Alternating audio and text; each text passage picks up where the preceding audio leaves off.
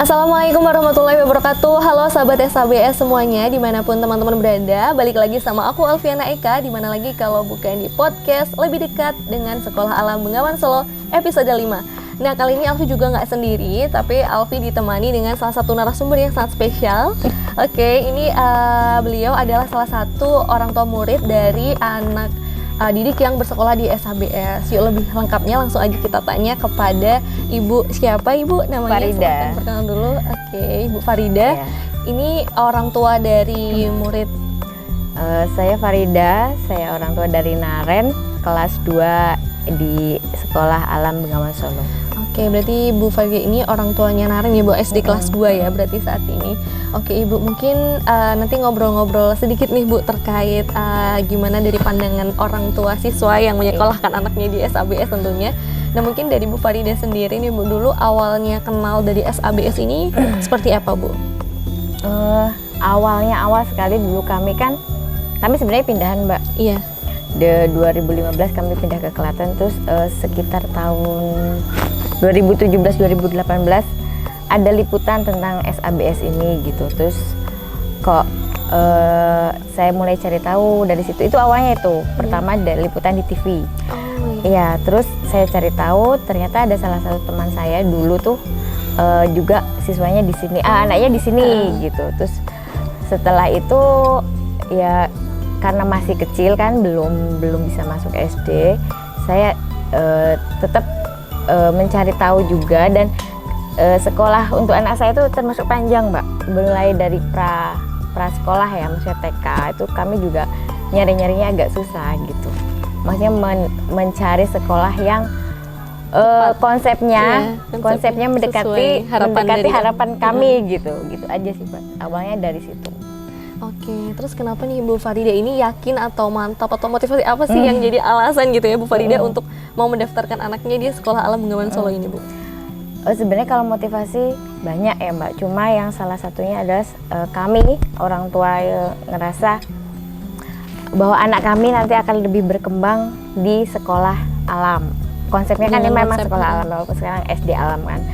Kenapa? Karena orang tua ya Mbak yang tahu anaknya akan bagaimana atau nanti akan lebih berkembang jika seperti apa gitu. Dan kebetulan Naren itu dia anak yang kinestetis ya, maksudnya dia belajar tuh nggak bisa yang harus ayo duduk, dia belajar nggak bisa gitu, dia malah akan banyak tertekan ya ketika merinding Mbak. Ketika dia eksplor alam, eksplor diri, maksudnya ketika berlari berapa, itu ternyata ada banyak yang dia bisa ceritakan gitu.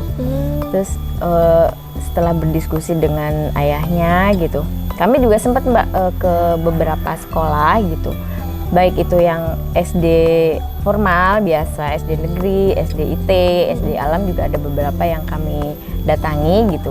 Bukan membandingkan ya, hanya kira-kira anaknya suka yang mana gitu. Saya bawa Nara juga saya bawa gitu. Terus mengingat juga masalah jarak. Sebenarnya ke SD sini jauh Mbak, saya 30 menit. 30 menit. Klatennya mana Bu kalau betul? Trucuk. Oh, Trucuk, ya. Deket Bu ya. Saya Ceper soalnya. Oh, Ceper ya, deket. Ya sekitar 30 menit lah. Banyak sih yang ngapain sekolah anak jauh-jauh gitu kan. Ngapain? Terus kok nggak pakai seragam gitu kan? Oke, tiap keluarga, tiap orang tua pasti punya pertimbangan masing-masing kan gitu, maksudnya. Dan saya dan kami yakin bahwa kami tahu yang terbaik buat anak-anak gitu. Oke, siap. Berarti memang sebenarnya latar belakangnya memang dari segi konsep Sekolah Alam Bengawan Solo ini sendiri yang memang dicari oleh Bu Farida dan juga suami untuk bisa memaksimalkan proses tumbuh kembangnya buah hatinya, yaitu si Naren sendiri, untuk bisa mampu mengeksplor lebih luas lagi. Dan mungkin memang pembelajaran yang saya rasa cukup sangat Bu, cocok sekali gitu jika diterapkan, karena kan memang konsepnya alam dan juga mungkin melihat kurikulumnya dari SABS ini sendiri kan cukup lengkap ya Bu, dari mungkin AHIDA, kemudian berpikir kritis, entrepreneurship dan leadership. Jadi cukup berbeda juga dari sekolah-sekolah lain kayak gitu. Oke, Masya Allah sekali ternyata ya Bu, alasan yang ya mungkin setiap orang tua memang pasti pengen yang terbaik untuk anaknya, dan salah satu salah satunya Bu Farida ini ingin sekali anaknya memaksimalkan potensi yang ada di dirinya untuk bisa lebih mengeksplorasi lingkungan sekitar, tentang pendidikan yang nggak hanya mungkin dalam artian kognitif saja ya Bu ya, tetapi lebih luas lagi gitu. Nah mungkin dari segi keberjalanannya ya Bu ya, pasti kan ketika menyekolahkan anaknya di sini ada nggak sih Bu kayak mungkin suka dukanya dari orang tua, dari segi orang tua ya, ketika anaknya sekolah di sekolah alam gitu Bu? Suka duka suka aja ya maksudnya suka aja gitu. Awalnya kan pasti kita lihat anak ya, maksudnya happy nggak gitu kan ya, gimana nak, saya kalau anak pulang sekolah tuh tadi belajar apa nggak, maksudnya tadi hari ini happy nggak gitu, oh iya Bu gitu, tadi aku belajar A B C, dia menceritakan gitu, oh iya, terus tapi aku ada tugas, bukan PR ya, ada project gitu. Ada project kan, ada project misal project tengah semester 3 bulanan ada. Pernah dulu kelas 1 dia bikin project tentang tanaman kan, mengamati dari biji sampai jadi tumbuh itu ada apa, prosesnya seperti apa, butuh perawatan seperti apa, terus ada daun kan di situ bisa nulis daunnya berapa kan, tuh ada daun. Jadi semua mata pelajaran hanya dalam satu project gitu kan. Itu buat saya udah lengkap gitu. Tidak hanya kita hanya memberikan teori textbook, tapi juga anak praktek dulu, teorinya juga ada, jadi anak akan lebih mengerti. Gitu. Learning by doing ya biasanya. Itu yang lebih ini. Terus kayak kemarin ada camping kan, itu kan pengalaman yang ini dari mulai udah seminggu tuh udah heboh gitu. Bu aku besok bawa apa aja, Bu aku ini. Jadi dilatih juga kemandiriannya Mbak. Kita mengarahkan ya, bawa baju nggak usah banyak-banyak, itu nanti kan lama-lama mereka tahu. Jadi sekarang udah bangun tidur langsung sholat. Tapi kalau bangun tidur tuh emang dari kecil udah saya biasakan, mau jam berapapun tidur, jam 5 harus bangun, mandi, jam 6 udah sarapan. Nanti kalau masih kecil kan ada tidur pagi gitu, nggak apa-apa, tidur lagi nggak apa-apa, yang penting dia udah terbiasa bangun pagi gitu. Sekarang udah nggak usah pakai alarm, udah bangun, sholat, mandi, jam sekian sarapan, jam sekian udah, Bu aku jam segini sampai sekolah ya gitu, oke gitu. Jadi udah alhamdulillah ya, terbantu gitu, terbantu ya gitu yang. Tapi itu Mbak ada juga kompromi-kompromi, misal kapan saatnya harus belajar, kapan misal Bu aku belajarnya nanti boleh kayak tadi, Bu aku minta HP 5 menit aja, buat apa gitu, di sini banyak teman, mending sama teman gitu. Ada yang hal-hal seperti itu yang dinegosiasikan dengan anak masih dikomunikasikan, masih dikomunikasikan. Ini sebenarnya enak kok Mbak komunikasi sama anak-anak tuh. Iya benar, bukan yang nggak boleh gitu loh, kenapa nggak boleh gitu, kan harus, ada ya harus sabar dari orang tuanya untuk memahami anak sebenarnya. Oke siap, berarti dalam proses keberjalanannya memang sangat banyak membantu sekali. Banyak happy-nya. Kalau gitu, dukanya yuk dinikmati aja deh. Ya pasti siapa tahu pasti ada ya Bu dukanya. Mungkin ini Bu kalau terkait itu kan tadi ini ya, terkait dari Naren sendiri gitu ya, keberjalanannya sekolah di SABS gitu. Kalau terkait dari segi lingkungannya mungkin ke sekolahnya, kemudian para orang tua, masing-masing orang tua kan kadang kayak berkumpul gini Bu, terus mungkin ada kumpul orang tua atau mungkin fasilitator kayak gitu-gitu. Apa yang menjadi pembeda gitu Bu dari Sekolah Alam Bengawan Solo dengan sekolah lainnya gitu Bu? Ada Mbak, dulu karena pandemi sih ya, jadi agak berkurang intensitas kayak berkumpul dan lain-lain itu. Kita komunikasi tetap kayak misal dengan Fasil, ada saya yang tetap ada komunikasi, misal Mbak hari ini gimana gitu. Oh tadi Naren gini-gini, oh ya Mbak di rumah Naren agak gini gitu. Ya tetap Mbak, kita juga harus tahu, maksudnya kita bukan hanya kita ngantar anak sekolah bukan langsung dilepas gitu. Ini aku bawa anak ke sekolah, tolong bukan. Tapi ini kita bukan juga ikut penitipan anak gitu kan ya. Ini bukan penitipan gitu. Tapi ayo kita bareng-bareng membersamai, saling ini aja, saling gitu. Maksudnya kami di rumah punya konsep seperti ini, tapi anak-anak juga perlu sosialisasi lain di lingkungan sekolah. Bareng gitu. sama teman-temannya tentunya. Ada, makanya ini walaupun tatap muka masih terbatas kan, tetap itu sangat berpengaruh kok Mbak. Kayak sosialisasinya, maksudnya rasa berbagi, rasa kadang ya ada ini punyaku gitu, terus kadang kapan saat kamu berbagi, kapan saat kamu kayak ada cowok lah berkelahi gitu. Pernah kayak gitu, maksudnya ada nanti minta maaf apa gitu tuh terbentuk Mbak di sini, terbentuk lebih yang mereka ngalami sendiri kok gitu, yang nggak harus apa-apa ibu gitu. Tadi aku gini terus kamu gimana gitu. Nanti mereka akan tahu solusinya sendiri, tapi kita juga tetap ada koridornya, maksudnya oke, nggak boleh keluar dari batasan gitu ya. Kita ini SD alam, metode belajarnya kita dengan bahan-bahan alam gitu kan, maksudnya mempelajari semuanya dari alam gitu. Tapi tetap kita kan punya kurikulum, punya batasnya. Ini sampai mana, sampai mana, umur segini batasnya di mana dulu gitu. Gitu masih tetap ada itu kontrolnya. Tetap lamba orang tua dan sekolah itu tetap harus saling sinergis, saling berkoordinasi gitu. Oke, siap Bu. Berarti emang iya benar sekali sih Bu. Kayak berarti dari Ibu Farida sendiri memang ada apa ya istilahnya kurikulum yang emang ini anak saya kelas 3 harus sudah kayak gini-gini nih. Terus di sekolah gimana? Kalau di rumah nanti digembleng lagi sama ibu sama bapaknya gitu ya. Gitu. Masya Allah luar biasa sekali ya. Jadi nggak apa ya, istilahnya nggak langsung melepaskan anaknya. Oh ya udah percaya deh gitu kan. Maksudnya kayak tetap membersamai. Terus kemudian saya lihat juga dari Bu Farida mengkomunikasikan itu kepada anak gitu ya. Karena memang harus sebagai orang tua harus belajar untuk ya emang harus sabar pelan-pelan gitu. Sama-sama belajar, sama-sama belajar. Iya benar sekali. Emang kalau kata Fasil dan ini ya Bu Suli, kalau misalkan sekolah di sini gitu ya Bu ya, ternyata yang sekolah itu bukan hanya anaknya aja gitu ya, tetapi orang tuanya juga sebenarnya ikut belajar gitu kan. Iya Mbak, misalnya kayak ada project A gitu, ya mau nggak mau kan kita harus ikut tuh Mbak. Misalnya misal project menanam kacang kacang panjang. Kita nggak mungkin Mbak, nggak anak-anak kita suruh nyangkul, suruh apa, tetap anak diajak, tapi kita yang ini loh mencangkul, alatnya apa gitu. Nanti prosesnya berapa lama, kalau mau baik dirawatnya seperti apa. Jadi kita ada dua, yang satu dibiarkan misalnya bibitnya tuh dibiarkan, yang satu kita rawat. Kan nanti ada perbedaannya gitu. Yang ini sekian hari tumbuh berapa gitu, yang ini berapa. Jadi kita belajar Mbak kita. Oh iya ya. Gitu. Sementara dulu kita kan misal dari textbook IPA gitu kan, udah lupa belajar ya, gitu. praktek. Oh iya ya gitu.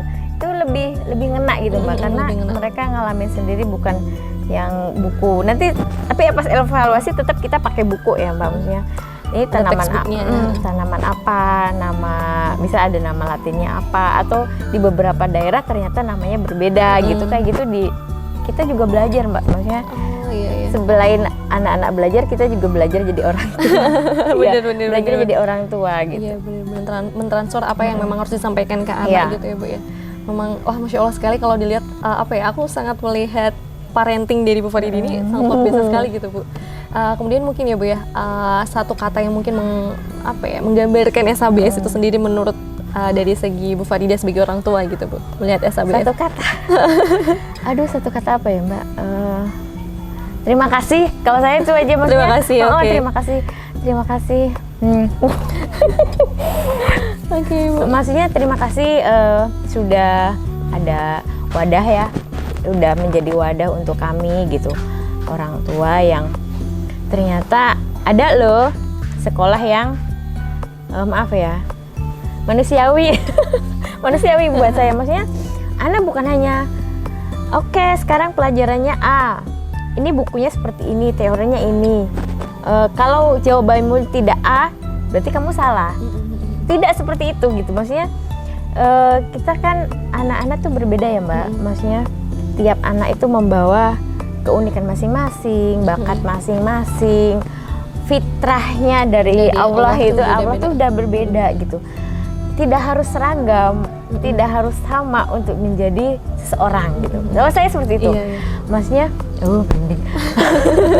Iya, saya gini,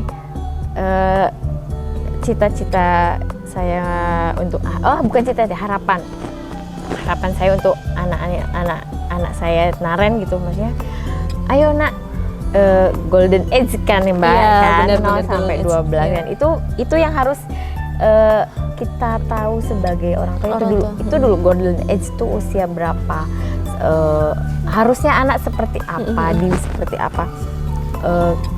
Di sini tuh bebas Mbak, maksudnya bebas tuh tapi tetap ada batas ya. Tuh harus tuh yang tidak boleh lepas itu. Bebas iya, tapi tetap ada koridornya, ada batasnya. Yang ayo nak explore. Nanti setelah itu kamu tahu akan kemana, kita juga bisa mengarahkan gitu. Itu nanti semoga bisa menjadi orang yang bertanggung jawab ya Mbak. Bertanggung jawab dalam artian bertanggung jawab akan hidupnya. Akan gitu. hidupnya. Ya itu saat dia tahu bisa bertanggung jawab akan hidupnya, dia tahu harus seperti apa nanti. Bisa berbagi dengan apa yang dia punya tuh juga seperti apa nantinya, kan akan lebih luas gitu. Sekolah di SD Alam bukan hanya menjadi seorang yang hanya survive di alam. Maksudnya bukan seperti itu. Tapi dia dari sini bisa mengolah rasa, mengolah raga juga kan. Ayo potensiku di mana? Dengan potensi itu nanti aku bisa berbuat apa gitu. Bisa berbuat yang lebih baik, lebih tinggi lagi untuk alam nanti. Alam itu kan semua ya Mbak, untuk manusianya, untuk lingkungannya, untuk semuanya, untuk kita di Indonesia ya, untuk negara gitu. Itu aja. Masya Allah, ternyata ada ini Mbak, visi besar yang memang mungkin Bu Farida sendiri tanamkan pada anak. Iya, kan dasar ya Mbak, dasarnya harus, nanti udah kedepannya seperti apa. Kalau kita udah dasarnya udah kuat, nanti kita mengarahkannya juga lebih gampang. Gitu. Oke, siap, karena emang benar sekali kata Bu Farida gitu ya, terkait anak itu memang punya keunikan masing-masing ya Bu ya. Dan menurut saya sekolah alam ini salah satu wadah yang bisa mau untuk sama-sama saling memberikan potensi dari masing-masing anak di sini, disertai mungkin peran orang tua juga seperti Bu Farida yang katakan tadi gitu. Dan mungkin kalau dari harapan Bu Farida sendiri terkait SABS ini ke depannya itu seperti apa Ibu melihat sebagai orang tua gitu? Semoga nanti semakin berkembang, lebih kokoh ya Mbak, berkembang dan kokoh gitu. Tetap saling bekerja sama, kita membersamai anak-anak. Kalau di sini cah bocah ya. Iya.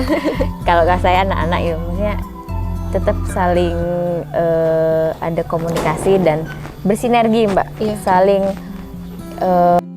tetap pasti kita sebagai manusia, sebagai pribadi ada ego ya, maksudnya aku pengen gini, aku pengen gitu, tapi yuk yang sedikit-sedikit itu kita kesampingkan, bukan disingkirkan ya, kita kesampingkan untuk nanti agar SABS ini lebih besar, lebih kuat konsepnya, lebih matang juga nanti dalam proses kedepannya gitu.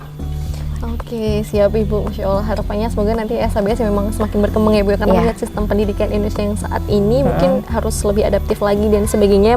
Semoga tetap jadi tempat yang nyaman untuk anak-anak, termasuk Naren salah satu anaknya Bu Farida gitu ya. Dan untuk ini kan sedang ada PPDB gitu ya Pak, pendaftaran. Mungkin ada sesuatu yang ingin disampaikan ke teman-teman, kenapa sih harus mendaftarkan anaknya sekolah di sini, atau mungkin ajakan yuk kita daftarkan anak-anak dari para ayah, para bunda, para ibu, orang tua di sana untuk mau bersekolah, mau mendaftarkan anaknya di sini seperti Ibu Farida ini yang mendaftarkan Naren di SABS gitu. Iya, buat ayah, bunda di rumah yang anak-anaknya nanti usia sekolah tahun ini, yang ingin anaknya belajar dengan happy, belajar dengan bahagia, dan nanti juga dalam perkembangannya kita lihat anak-anak itu berkembang dan belajar dengan sehat. Yuk, sekarang kita gabung di SABS, di SD Alam Bengawan Solo. Nanti bisa kesini dulu kan Mbak? Bisa kok, boleh kok kesini main, ngobrol dengan Mbak-mbak atau Bu Yuli dan lain-lain. Di sini menyenangkan kok, menyenangkan buat anak-anak, bahagia buat anak-anak, orang tua juga bahagia kok. Oke, siap, ini testimoni langsung ya Bu ya dari salah satu orang tua di Sekolah Alam Bengawan Solo. Jadi buat para orang tua di sana, yuk segera daftarkan para putra-putrinya untuk bergabung, belajar, mengekspor diri, memaksimalkan potensi di Sekolah Alam Bengawan Solo dengan kurikulum dan konsep yang menurut saya sangat luar biasa sekali, dan menurut Bu Farida sangat cocok sekali untuk tumbuh kembang para orang tua di sana gitu. Oke, mungkin itu saja Bu yang ingin saya tanyakan, ingin dikulik lebih detail. Mungkin setelah itu terakhir Bu Farida ada yang ingin disampaikan atau sudah cukup mungkin closing statement dari Bu Farida selaku orang tua gitu Bu? Insya Allah sudah cukup ya Mbak, makanya Semangat untuk semuanya, untuk Pak Yudi, Bu Yuli, Mbak Fasil, Mbak-mbak semua yang luar biasa, anak-anak juga luar biasa. Terima kasih untuk semuanya. Mbak Alfi juga terima kasih kesempatannya. Ibu. Sukses terus. Oke, siap Ibu. Semoga nanti harapannya anak-anak di sini, termasuk anak Ibu Farida ya, Naren bisa menjadi seseorang yang sukses kelak menjadi pemimpin yang berlandaskan agama tentunya, menjadi harapan bangsa dan membanggakan orang tua pastinya. Dengan ilmu parenting yang sekarang Bu Farida sudah siapkan yang luar biasa sekali gitu ya. Terima kasih Bu Farida atas waktunya. Mohon maaf jika ada kesalahan kata atau kata yang kurang berkenan dari saya, mohon dimaafkan. Dan buat teman-teman semua di sana, terima kasih udah menyaksikan podcast, dan jangan lupa tetap saksikan podcast lebih dekat dengan Sekolah Alam Bengawan Solo di episode berikutnya. Dan sampai jumpa. Wassalamualaikum warahmatullahi wabarakatuh. Balik dulu Bu. Bye.